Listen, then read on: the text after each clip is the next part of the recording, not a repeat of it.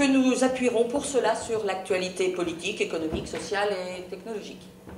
Alors ce soir, il y a 3 actualités, je dirais, qui sous-tendent cette thématique.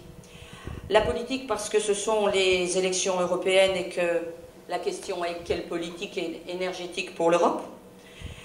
La question technologique avec la filière hydrogène et son développement. Et l'aspect environnemental avec la protection de l'environnement. Alors, je tiens à remercier de leur participation M. Jean Robieux, ici présent, qui est membre de l'Académie des sciences, père de la fusion nucléaire par laser et auteur du livre « Vers l'énergie abondante sans pollution » que vous trouverez à l'entrée.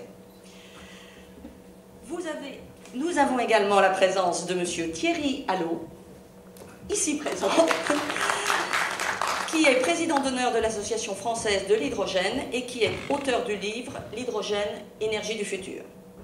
M. Pierre Bezy, qui est président d'Alfea Hydrogène et qui a été directeur de la recherche chez Renault de 1998 à 2005 et qui est également auteur d'un livre « L'hydrogène, l'avenir de la voiture ». Et également M. Max Stellmacher et Julien Hirondelle, qui sont les co-auteurs du blog Alternative Hydrogène et qui seront les animateurs de cette soirée. Alors, nous avons d'autres intervenants que nous avons invités, que je vous présenterai tout à l'heure, et qui représentent différentes sensibilités sur le plan politique, de façon à ce que nous restions dans la logique que nous avons toujours voulu rassembler. Je vous les présenterai tout à l'heure, mais je les remercie déjà de leur présence et nous pourrons discuter avec eux après les interventions des techniciens. Et bien sûr, le dialogue s'établira avec vous. Et je vais laisser la parole à Julien qui va faire la présentation. Bonsoir, merci d'être venu. Donc Max et moi, on va essayer de vous vulgariser, pas toute l'énergie parce que le sujet est très très vaste, mais par contre on s'est attaché à certaines problématiques qui vous concernent vous et nous, et on va essayer d'effleurer le sujet. Par contre, donc, notre conférence avec nos amis va durer pas plus de 3/4 d'heure, 1 heure, et après il y aura 1h30, 1h15 pour pouvoir débattre, pour poser toutes les questions, on est là pour ça. Donc on ne sera pas exhaustif. Si jamais vous avez des questions auxquelles on n'aura pas répondu aujourd'hui, vous connaissez le site, vous nous envoyez un email et on essaiera de vous répondre avec nos amis, sans problème. Hein, je vais monter où?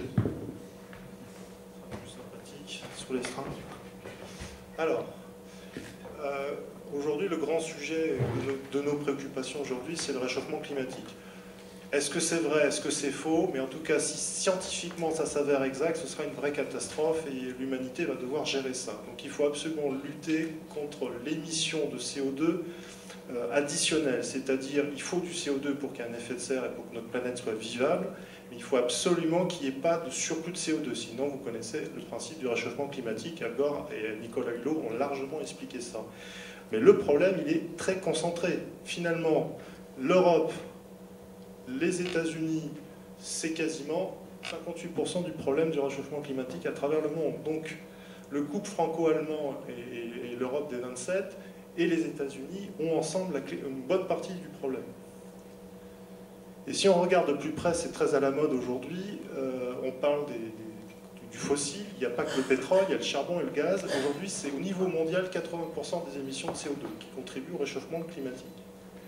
Et aujourd'hui, sujet très à la mode, le G20, donc c'est l'Union européenne, et je ne ferai pas toute la liste, il y a l'Australie, il y a l'Arabie Saoudite, le Canada, les États-Unis, le fameux G20 dont vous avez entendu parler récemment, eh bien c'est 80% de la consommation mondiale, donc en gros, le G20, l'Union européenne, les États-Unis ont vraiment une grosse responsabilité. Alors, pourquoi s'affranchir du pétrole? Parce que ça contribue au réchauffement climatique. Le pétrole, c'est 24% des émissions de CO2 au niveau mondial. Et il y a une chose que nous n'avons pas intégrée encore, mais les compagnies pétrolières commencent à communiquer cette année et l'année dernière. Tout juste, les compagnies pétrolières osent dire qu'il y a des réserves finies de pétrole. Et consultez des géologues, ils vous diront qu'il y a une finitude dans les réserves de pétrole. Donc, Les réserves facilement exploitables, on en a encore pour 40 ans. Et d'ici là, il y aura certainement des tensions sur le prix du baril, et vous savez ce qui s'est passé, il y a eu des augmentations de prix sur l'alimentaire. Pourquoi? Parce que les tracteurs utilisent du pétrole, etc., etc.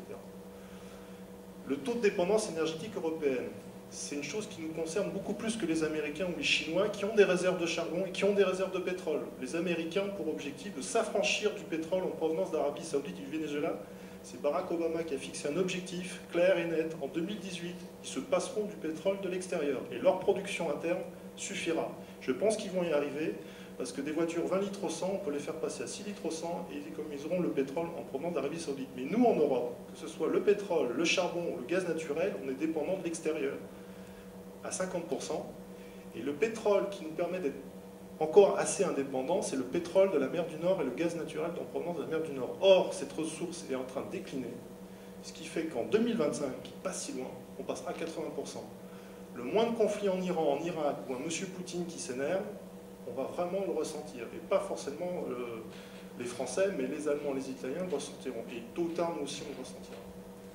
Quelles sont les alternatives sans CO2, tant qu'à faire, au pétrole? Parce que le pétrole est émetteur de CO2, on a un problème de finitude des ressources de pétrole.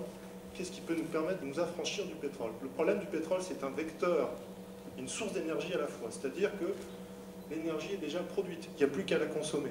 Et elle est facilement transportable, il n'y a pas mieux. Donc c'est pour ça que toute notre civilisation s'est bâtie. Imaginez un monde sans pétrole demain.